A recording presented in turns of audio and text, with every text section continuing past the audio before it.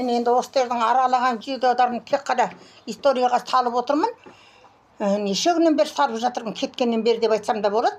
Бүгін енді өздері неге шықты, стримге шыққан ғой, енді екеуі видео салыпты, стрим емес. Жайна менен Қуат тіпті атаның 80 жастағы екенін айтып, атының кім екенін, елінің төртеуі екенін айтып, шәуешікке бара жатқанын айтып, сол жақта қалған таныстары бар ма екен деген сұрақтарды қойып жіберген екен видеоны. Таныс емес, ол жерден көп туыстары табылып жатыр екен. Әрине, құрғақ қасық ауыз жарытпас деп барып та қайтады ғой, ешкім жоқ болса да. Жайна менен Қуат енді өздері алып кеткеннен кейін, ол кісіні сол жауапты болғаннан кейін өздерінің туысқандары барлығы қарсы алып құрметтеп жатыр.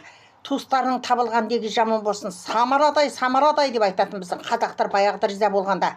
Екі иығына екі адам мінгендей екен. Сондай азаматтар келіп қарсы алып құрметтеп, үлкендер тосып отыр деп. Және бәр қандай шетелде жүріп, іштерінде бір зарлары, мұңдары қалғандық бекен. Біздің әлгі сахнаға шыққан ақшаға ән айтады емес, азаматтар әнші, домбырашы, керемет екен.